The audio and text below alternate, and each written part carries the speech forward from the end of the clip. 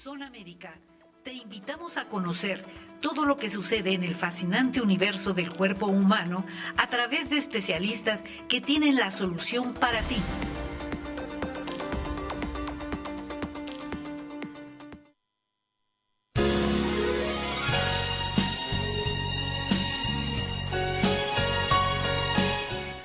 ¿Qué tal? Buenas tardes. Bienvenidos al programa En Opinión de un Médico Nikkei.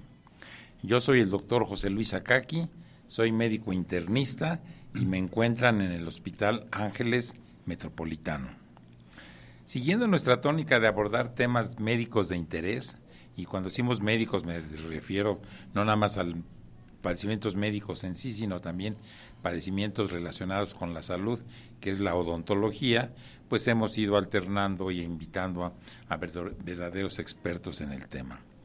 El día de hoy no podía quedarse atrás, nos acompaña nuevamente el doctor Héctor Kawakami, experto odontólogo, implantólogo, y que nos ha hablado de temas muy interesantes.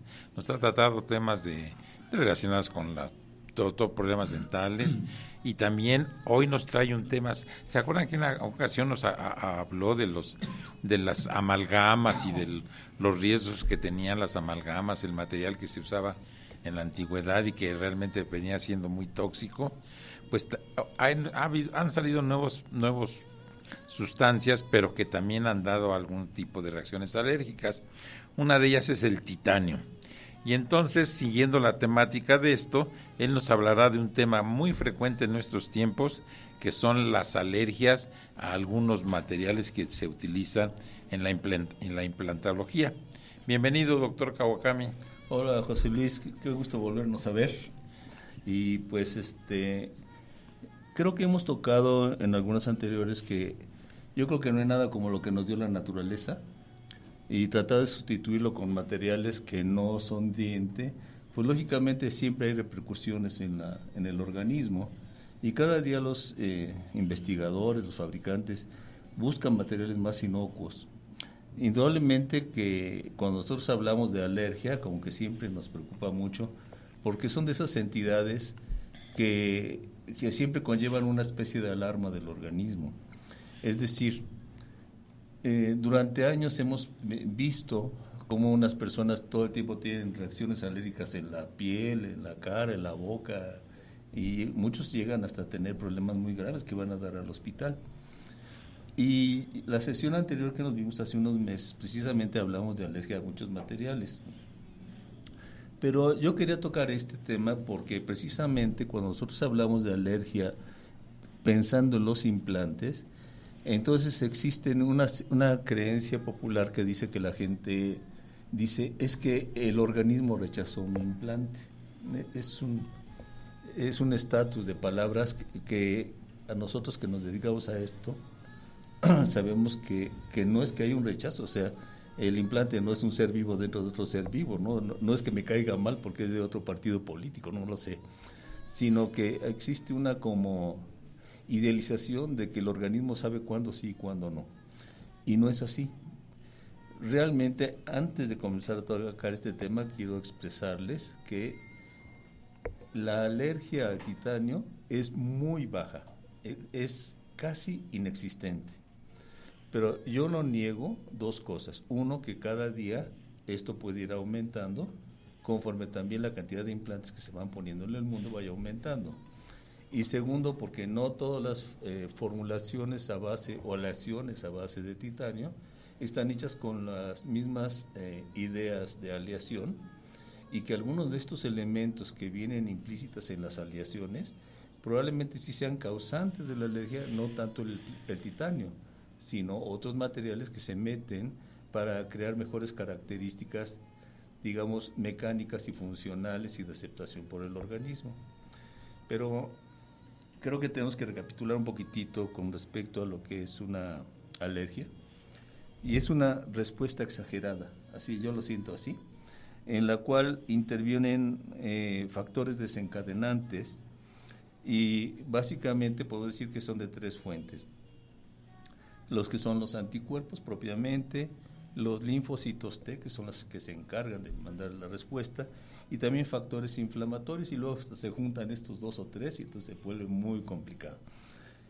Pero todas las etapas alérgicas constan básicamente de 2 puntos. Uno, que es cuando el organismo entra en contacto con el producto, el agente externo, y eso se llama etapa de sensibilización. Y luego cuando el organismo ya tiene la información, entonces ya viene la etapa de desencadenamiento. Es decir, estas 2 fases es una consecutiva de la otra y es lo que causa el problema.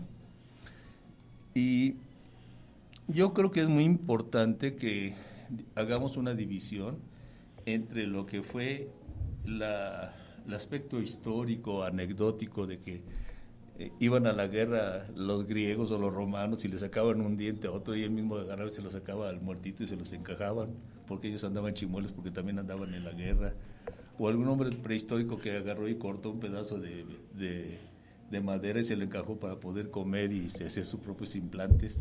Eso es anecdótico, lo han encontrado en las excavaciones, en la arqueología, pero cuando se empezó a hacer en forma científica, podríamos decir que es sobre mediados del siglo pasado.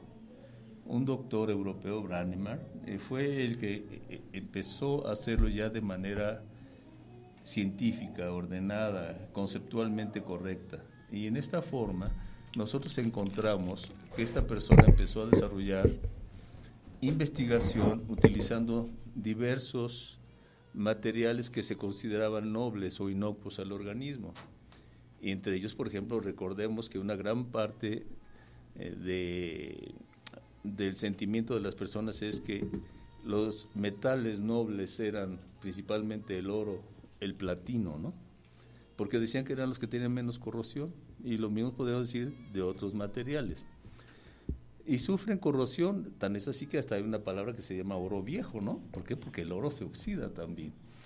Pero dentro de todos los materiales que nosotros podríamos llamar que sean biocompatibles, o sea que son aceptables por el organismo, probablemente el que se lleva los laureles es el titanio.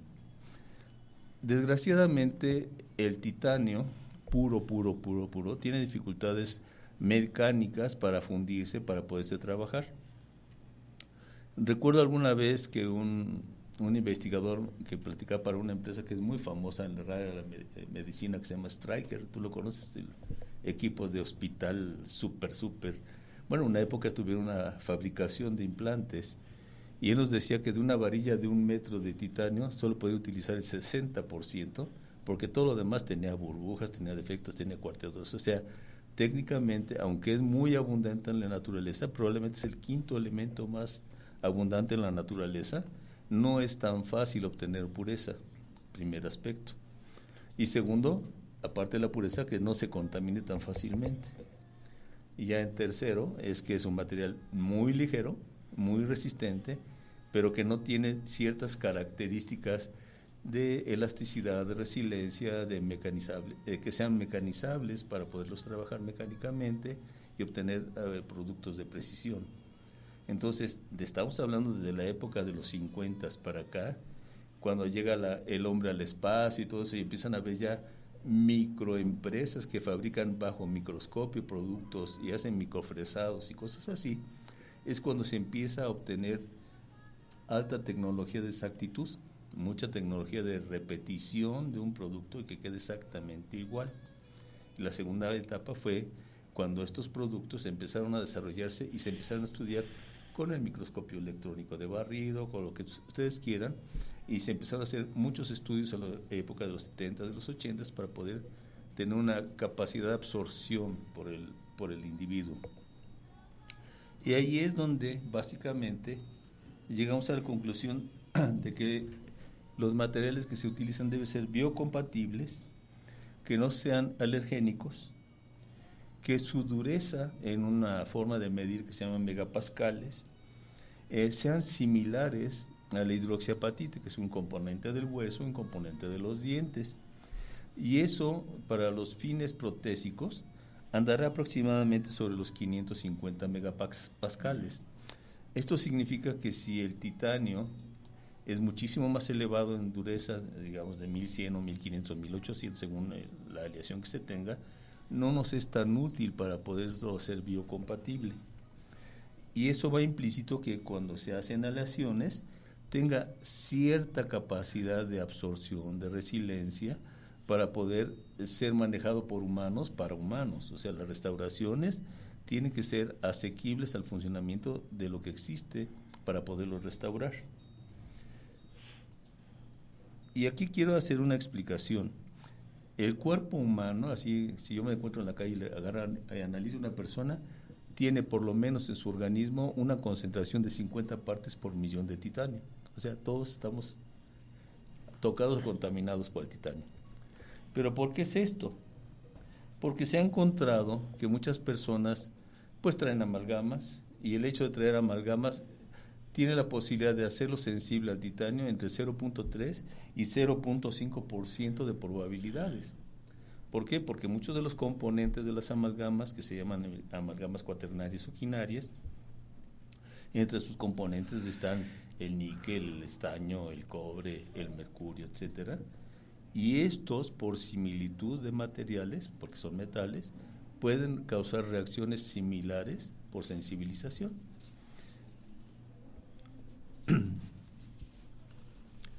Muy bien, entonces, los metales están presentes en todo el organismo. Y en la dieta hay algunos alimentos, algunas sustancias que traigan este tipo de material y sin darse uno cuenta los está ingiriendo, a las aguas pesadas que les llaman, que traen minerales. Sí, fíjate que yo creo que no nos damos cuenta de qué tan contaminados estamos por titanio, porque las cremas para la cara, las pastas de dientes, los polvitos que traen algunos productos, por ejemplo, para los guantes, algunos bizcochitos que tú compras, conservadores de muchas cosas, todos tienen titanio, óxido de titanio. Es decir, funcionan como amalgamadores, funcionan como lubricantes, funcionan como conservadores de muchos alimentos. Entonces, el titanio no es malo, es muy biocompatible, por eso es que no está prohibido. Además, se utiliza para bases de pinturas, para elaborar coches, para hacer muebles. Tantas cosas contienen una base de titanio, afortunadamente, y no el plomo. Ya ves que el plomo de las pinturas amarillas de las calles por eso está prohibido, porque contiene óxido de plomo. Y el titanio pues puede producir una coloración blanquizca o azulosa que es muy compatible con muchas cosas. Y esto es muy importante porque esto lo tenemos que combinar con un problema que es muy común. Tocamos la vez pasada el problema de las orejas de coliflor que se forman en algunas personas, sobre todo las niñas. De chiquita la abuelita, ¿qué es lo primero que hace? Llegar y ponerle sus broquelitos que compró en la tienda de artículos para bebés. ¿Para qué? Para que se sienta bonita la niña cuando crees que le puedan poner sus aretitos. ¿Qué es lo que sucede? Que se rasga el clavito o el bastón metálico que tiene punta, y luego le ponen una contra que es una mariposa que va rasgando la capa de ese baño de oro que le ponen para que se vean bonitos, pero cuando se rasga, que queda abajo, pues las diferentes capas electrolíticas que se usaron para pegarle un metal corriente o un metal noble como es el oro. Y ese metal corriente pues es el estaño, el níquel, etcétera, y eso es en una herida, en un organismo que nunca ha tenido ningún ataque de ningún tipo, pues la primera alerta que tiene el organismo es precisamente un agente extraño que dice, oye, aquí hay algo. ¿Qué es lo que hace el organismo? Hacer una llave que te indica que aquí hay un evento que tú no tienes en tu organismo y tienes que estar alerta. Entonces el organismo recibe esa información y en algún momento cuando crece un día agarra y se pone unos aretes que no son tan finos, que se lo regaló el novio, ¿no? O que le regalaron un anillo y de repente le empiezan a hincharse las manos o los labios, o que se puso una crema y se le puso la cara muy mal, fue precisamente porque venía con algún tipo de contaminación, con algún metal, o que se puso un tatuaje, o que se puso un piercing, inmediatamente hay una reacción exagerada, como decíamos que es esto. y son precisamente los peligros porque están utilizando metales. Los óxidos de las pinturas de los tatuajes son óxidos metálicos, ¿no? Entonces, por eso es que muchas personas no pueden ser más que oro o cosas de plástico, ¿no? Y ahora cerámicos también. Y volviendo un poquito a lo que es el uso del titanio, y entrando un poquito más en el tema, es porque el titanio. Porque el titanio, después de muchos tiempos de trabajo, se han ido desarrollando diversos tipos de aleaciones. Y la mayoría de los fabricantes en el mundo están utilizando por lo menos una aleación que se llama titano grado 4 o aleación tipo 4. Y entre esas aleaciones se encuentran mezclas con aluminio, a veces con cobalto o a veces con cromo, pero ya lo han quitado porque es un agente alergénico también. ¿Por qué? Porque con eso obtenemos cierta capacidad. Ahora, recordemos un momentito para qué se utiliza el titanio. No nada más para poner implantes en los dientes. Se utiliza para los stents cuando les hacen el cardiólogo intervencionista para destapar las venas o las arterias del corazón. Cuando se rompe una cadera, cuando le hacen una penetración en el cerebro y se tiene que poner una tapa, para eso se utiliza titanio. También se utiliza titanio para un codo que se rompe, para una varilla, etcétera. Todas esas cosas, y aparte muchas más, se utiliza el titanio porque es un material muy compatible que no causa reacciones. Vuelvo a lo mismo. Pocas veces se ha reportado que el puro titanio causa alergia, pero generalmente son las aleaciones. Sí. Sí, mira, yo en el hospital en que me encuentro, pues hay muchos ortopedios, mucha cirugía ortopédica, mucha prótesis de todo tipo, y veo con qué frecuencia el material que utilizan es a base de titanio, y para ellos pues les da muy buenos resultados porque las posibilidades de rechazo son mínimas. Son mínimas. Entonces, qué bueno que tú estás abordando este tema para que la gente conozca mejor lo que es el titanio y sus bondades. Sí, que no le tengan miedo al titanio. El titanio también se oxida, eso que quede claro. Y pero en mucho tiempo, no sé si recuerdas en los tiempos heroicos de todas estas nuevas operaciones, se estaba utilizando de acero inoxidable, ¿sí? y eran pesadísimas y tenían muchos problemas de poca aceptación, muy conductores de la temperatura y muchas cosas que tenían. Eléctricamente eran muy buenos conductores. Y eso causaba algunos problemas de aceptación. Sin embargo, el titanio es como muy, muy light en esos aspectos. Y en la actualidad, la fórmula patentada más importante de aleaciones de titanio es el titanio tipo 5 o grado 5. Es la combinación de dos materiales que son altamente biocompatibles. El titanio un 85% en términos generales y un 15% óxido de circonio. El circonio, que básicamente es un metal también, y cuando se oxida se obtiene un cristal blanquecino, logran hacer una mezcla. Yo no sé nada de fundición de metales, pero es la mejor opción que hay ahorita. A esto tenemos que agregarle que mucha gente se ha puesto a investigar cómo debe ser la superficie de los implantes. Quisiera decirles que hay dos mundos con respecto a dónde está tocando el implante. Un mundo es el hueso y el otro mundo es el resto, o sea, la encía y el resto de la boca, ¿no? Entonces, la parte que entra en contacto con el hueso, ese requiere una superficie que sea mucho más compatible. Y tiene que ser compatible desde el momento en que se está tallando el interior del hueso con mucho cuidadito, que no se queme, y que se tiene que ser de un diámetro ligerísimamente, 1/10 o 2/10 de milímetro menor, para que cuando entre forzadito, que no quede ni polvo de hueso, ni quede una mezcla así de hueso con sangre, lo que sea, sino lo más limpio posible para que entre en contacto íntimo con el hueso. Esa es la primera condición, que esté ajustado. Pero la segunda condición es que la superficie, si está muy pulida, pues no se pega. Si la superficie está como, digamos, esmerilada, se va a pegar mejor, ¿Por qué? Porque la superficie de contacto es mayor. Entonces, los fabricantes de hace 25 años aproximadamente, 25 o 30 años, empezaron a trabajar sobre las superficies del implante, de la rosca del implante. Y lo primero que hicieron fue tratar la superficie del implante por medio de un arenado. En inglés se llama sandblasting. Es utilizar partículas muy pequeñas de un tamaño específico y con el aire impulsado pega sobre la superficie y entonces se vuelve esmerilada la superficie. ¿Cuál es el chiste de esto? Aparte de que aumenta la superficie de contacto, porque ya no es plano, sino es una oquedad, el tamaño del agujerito que se forma en la pared debe ser perfectamente exacto al tamaño de un osteocito.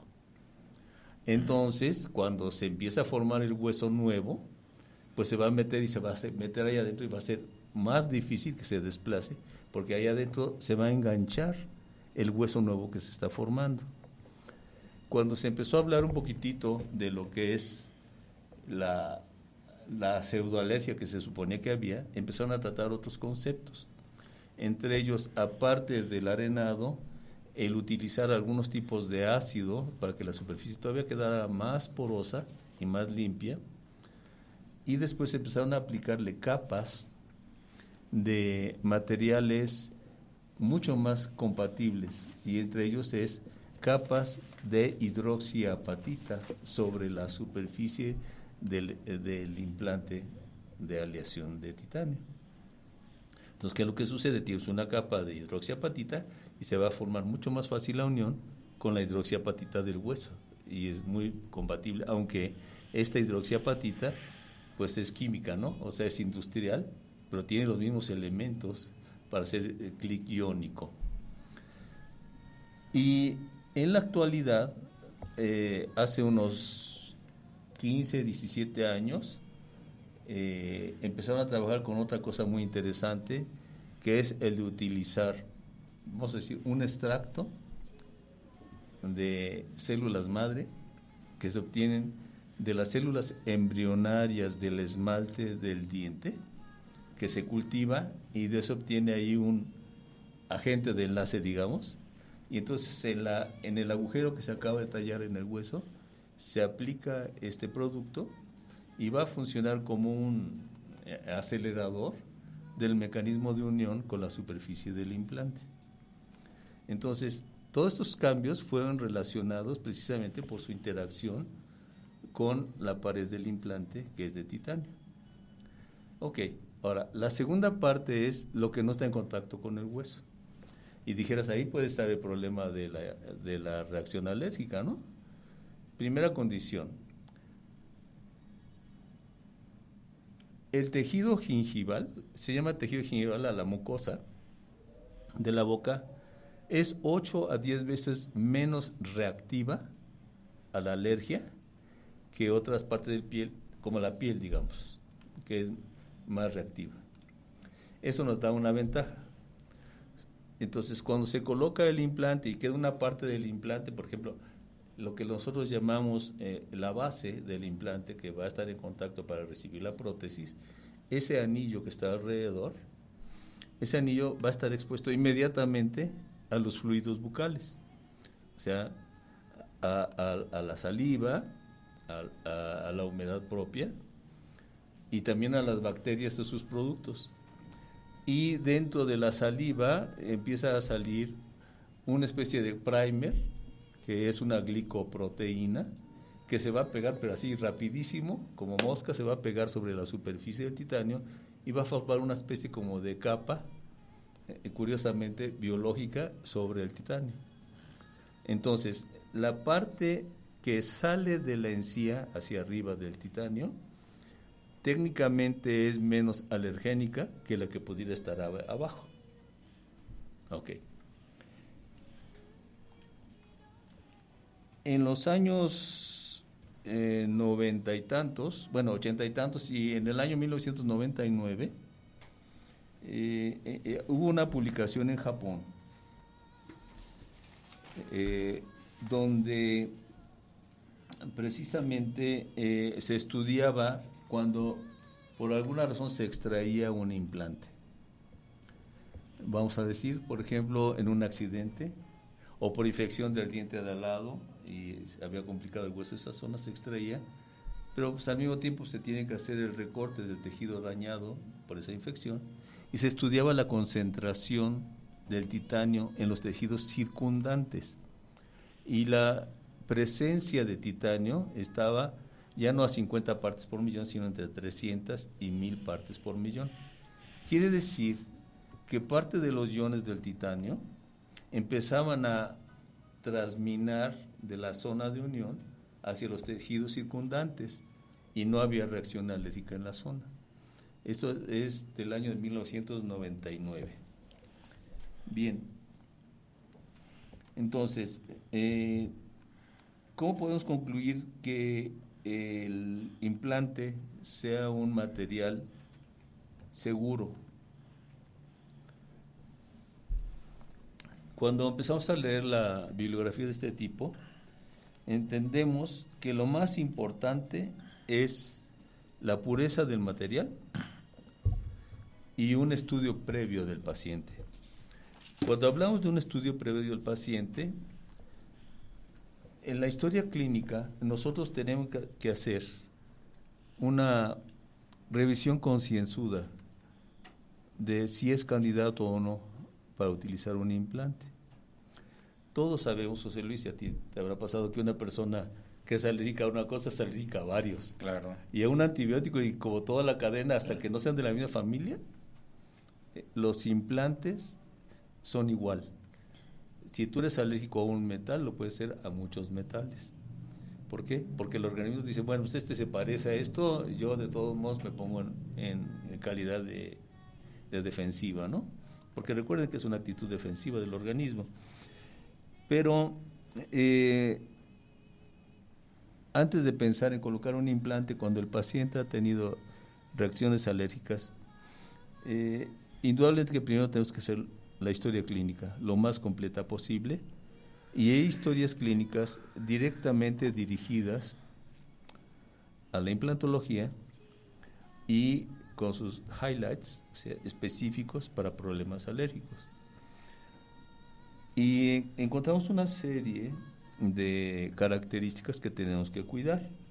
Aquí se requiere estar muy seguros de que no tenga asma, por ejemplo, el paciente en repetidas ocasiones a través de la vida. Sabemos que nunca se va a ocurrir, casi nunca es repetitivo y es temporal.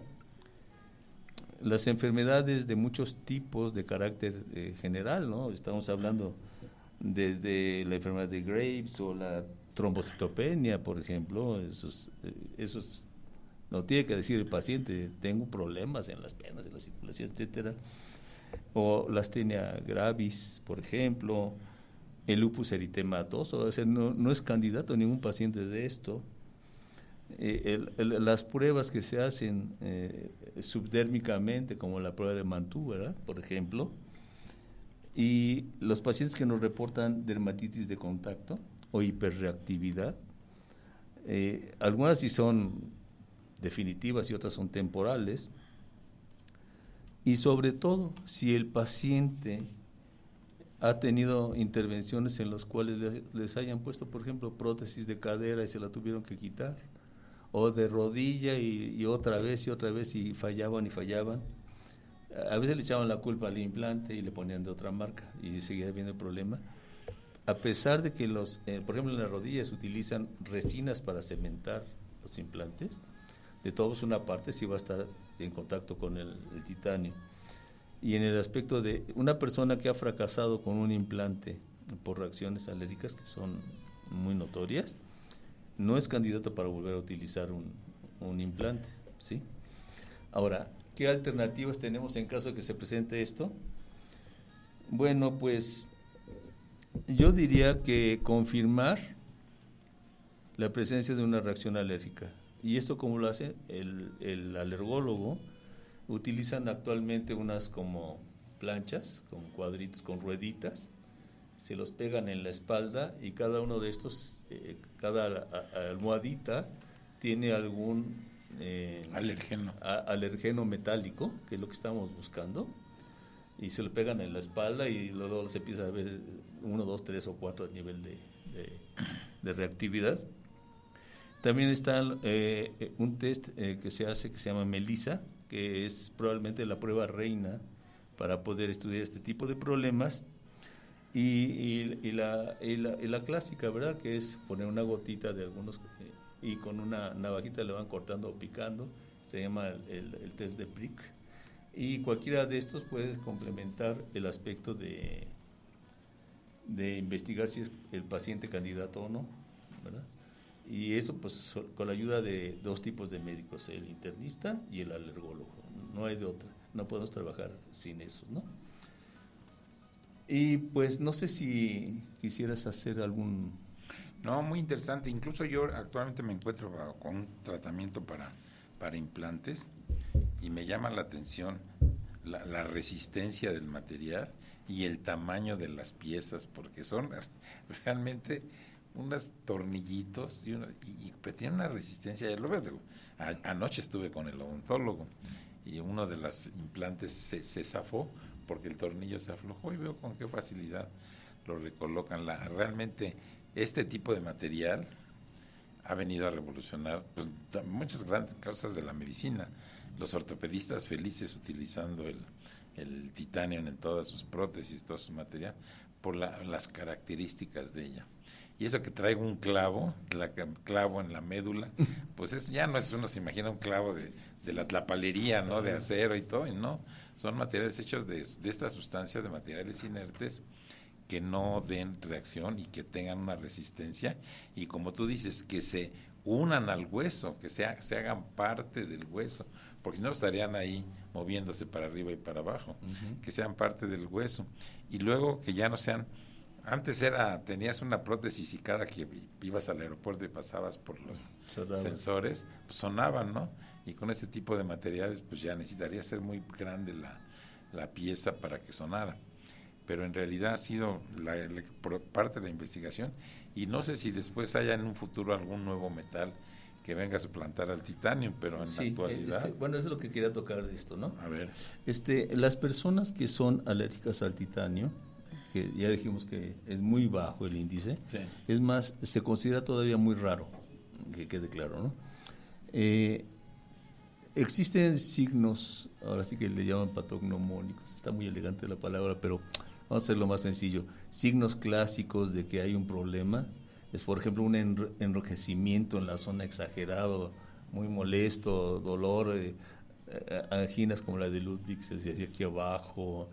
O sea, eso seguramente sí es una reacción alérgica, ¿no? O sea, no tanto como una infección, pero a veces se presentan complicaciones, por ejemplo, un diente que se puso un implante y uno o dos dientes hacia un lado, nada que ver con el implante, pero tiene una infección, hasta se le hace la endodoncia y de repente empieza a dar lata el implante. ¿Por qué? Pues hay mecanismos que recorren, como el camión de la basura va recogiendo todo, ¿verdad? Entonces, este sistema de vasos de recolección del organismo de desechos, pues también van arrastrando las infecciones, y entonces se ha encontrado que a veces la presencia de una infección cercana a un implante puede causar un concepto como que lo rechazó el organismo, y no, lo que pasa es que la superficie del implante también se contaminó por una infección a mediana distancia. Eso hay que tomarlo muy en cuenta. Y el otro aspecto que quería yo tocar es que existe otra rama bastante nueva, ya probadísima, que es el de utilizar no implantes de titanio. Existen, bueno, en los años 85 aproximadamente, se estuvieron haciendo implantes de carbón vítreo, pero eran de color negro, pero increíblemente eran los residuos que se producían después de que despegaba un cohete espacial. Había unas planchas ahí negras, las recortaron, y era una especie de cerámica, producto de la combustión de los combustibles sólidos que se utilizaban. Se vio que eran inocuos al colocarlos dentro de la piel de los animales de experimentación en el hueso, y empezaron a maquinarlos y se podían hacer implantes de esto, pero el problema era el color oscuro. Después empezaron a hacer implantes de tipo cerámico, hasta de hidroxiapatita se hicieron, por ejemplo, Kyocera, la empresa Kyoto Ceramics, pues se llama Kyocera, que es la más importante en la elaboración de minerales sintéticos. Empezó a hacer implantes de este tipo y en los últimos años se ha estado ya formalmente haciendo implantes de zirconia, o sea, de óxido de zirconio. Entonces, por ejemplo, en la parte anterior, en las personas que tienen la piel muy clarita, sobre todo la mucosa también muy clarita, y espacios muy angostos como un diente lateral, agarra y se puede perforar y se coloca ahí un implante de zirconia, que es blanco, y técnicamente se ve muy bien y funciona muy bien. Entonces, el zirconio es una opción. Recordemos que el titanio grado 5 es una mezcla de 85-15 de óxido de zirconio con titanio. O sea que por ahí puede ir. Yo no dudo que ahorita... 85 es circonia o titanio. 85 es titanio y 15% óxido de zirconio. Sí. Y ahorita se están utilizando muchos derivados poliméricos, partiendo del concepto de la fibra de carbono, la de los coches deportivos, todo eso. Bueno, hay otros materiales que se están utilizando para hacer dentaduras y cosas así, en base a materiales totalmente plásticos, pero no tiene la misma resistencia para trabajarse, pero son bastante inocuos al organismo. No sé, eso puede ser la diferencia, ¿no? Primero el estudio adecuado y luego que el paciente pueda recibir estos materiales. Los antecedentes de alergias, pues como todo, ¿no? Todo en la vida realmente se van descubriendo cosas nuevas, y para allá debemos ir para que la gente viva más. Como tú recordarás, y todos, antes una persona de 50 años era una anciana. Ahora una persona de 50 años es una persona que está en plena actividad física en todos los aspectos. Sí. ¿Por qué? Porque la calidad de vida ha mejorado. Y referente a esto, que tú querías tocar el aspecto de la ya terminaste con eso para lo de... Bueno, nada más quisiera unas conclusiones, que es como un resumen de lo anterior, ¿no? Los implantes de titanio por mucho es el material más confiable en odontología, pero por mucho. Sí. Los casos de sensibilidad son muy raros, yo diría que extrañamente, y se han reportado muy pocos, pero también los que se colocan los implantes yo creo que están más abusados para no tener problemas. Claro. Si un paciente sospechoso de alergia es muy recomendable acudir a un alergólogo, hacer trabajo de equipo entre los profesionales y decidir si es candidato al titanio o se recurre a la zirconia, que es la otra opción. Y los implantes de calidad premium, esto es un consejo para los compañeros dentistas, ¿no? Las aleaciones de tipo 5, aunque son más caras o bastante más caras, creo que son mucho mejores, ¿no? O sea, un amigo en broma decía, no, pues si es de titanio, donde lo ponga se pega así. Pero el problema es el nivel de pureza, porque ya cualquier persona que compre un microtorno podría técnicamente hacer implantes en su casa, y lo están haciendo, no digo países de Sudamérica, en África, en Vietnam, en muchos lugares están haciendo implantes hasta con equipo usado de los que utilizan para la industria relojera y cosas así. O sea, se llaman tornos numéricos o digitales, y lo están haciendo y se están copiando las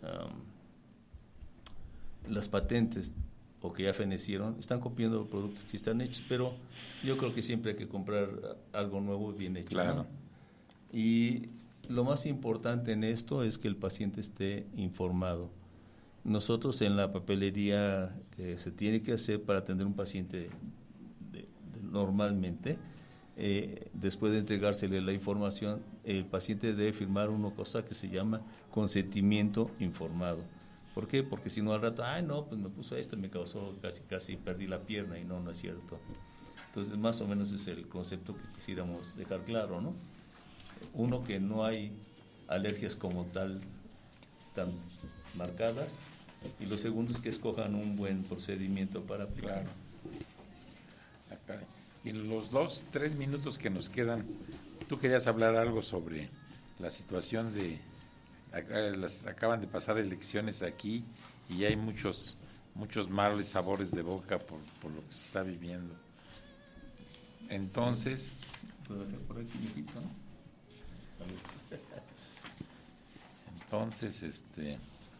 pues nosotros que conocemos la situación de... Yo conozco muy bien la situación política de Sudamérica.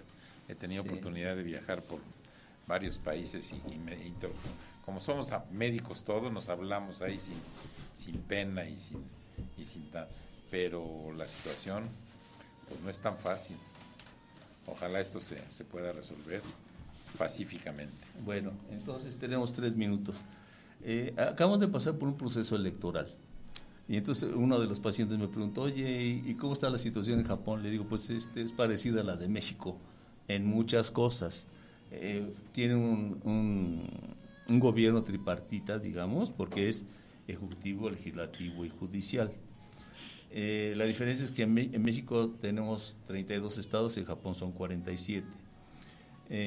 El emperador, que del año de 1946 para acá, después de una etapa en la que se creó lo que se llama el proceso Meiji, en ese momento se hizo ya constitucional el proceso y el emperador pasó a una actividad en la cual es representativo de la autoridad como figura emblemática y que tiene la capacidad de darle el dedazo a lo que la Cámara Alta pronunció como su candidato para que sea el primer ministro, que es el presidente o el ejecutivo. El equivalente de primer ministro sería el presidente de la República. Y existen 5 partidos políticos. El PRI de allá es el que ha estado casi todos los años, a excepción del 93 al 96, que se metió a la izquierda. Es el partido Jiminto. Es un partido liberal democrático. Y luego salió uno que se llama Komeito, que es como una pequeña Tea Party, un segundo grupo, pero el partido más importante de oposición es el Partido Comunista Japonés o Kyosanto. Este estuvo en el gobierno del 93 al 96 y la misma población lo repudió. Ahí existe un partido socialdemócrata que se llama Sakai Minshotu y los verdes. Siempre hay un partido verde que se llama Midori Noto. De todos estos, el Jiminto sigue siendo el más poderoso. La Cámara está compuesta de Cámara Baja y Cámara Alta, o sea, diputados y senadores, con 465 escaños, de los cuales 285 son por voto directo, y duran 4 años y hay una representación proporcional de 180, parecido a México. Y el de la Cámara Alta, que sería como los senadores, duran 6 años, pero se van alternando la mitad cada 3 años para que nunca quede más que la mitad y la mitad, y se van cambiando. Son 247 en total. Y quisiera apuntar nada más 2 cosas. Existen 10 ministerios que abarcan desde asuntos internos, finanzas, educación, cultura, deportes, sanidad, todo eso, y una agencia de la reconstrucción. Son solamente 10 secretarías o ministerios. Pero lo que me hizo recordar mucho esto, y es lo único que quisiera dejar claro, es que sí, el gobierno da dinero para que cada partido pueda hacer su publicidad. Segundo, no se ensucian las calles ni se pintan paredes como aquí.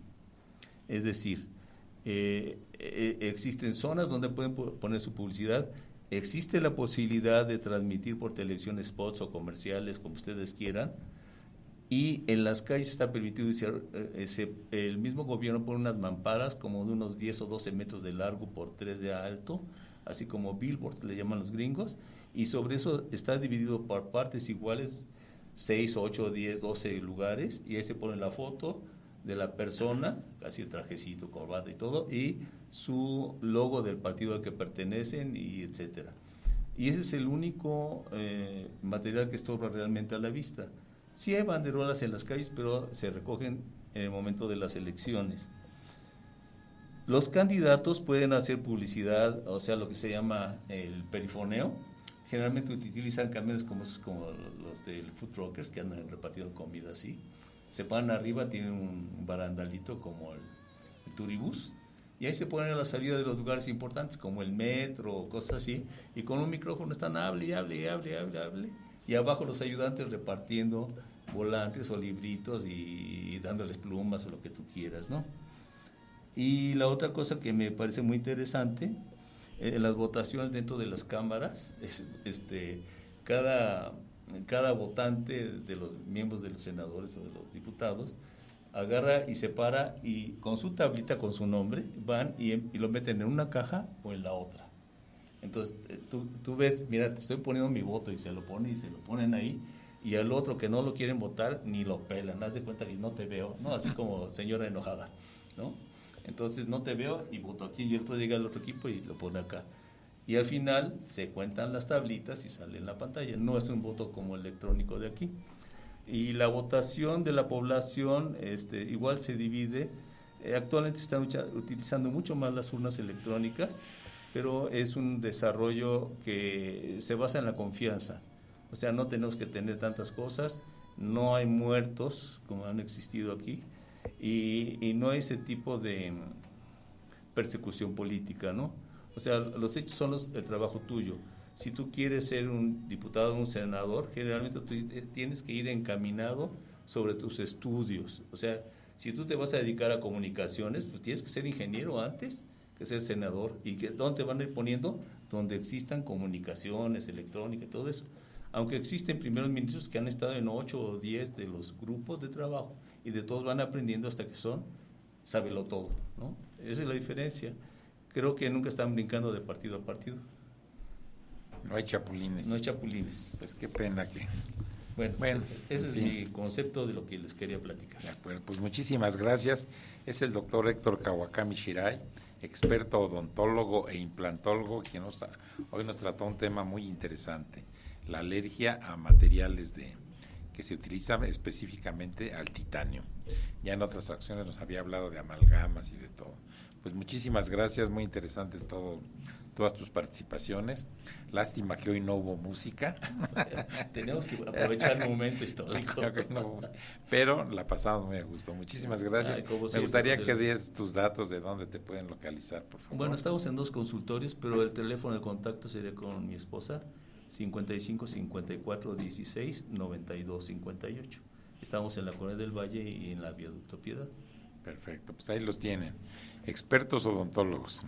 Muchísimas gracias. Yo soy el doctor José Luis Akaki, soy médico internista y me encuentro en el Hospital Ángeles Metropolitano. Hasta luego. Gracias, buenas tardes.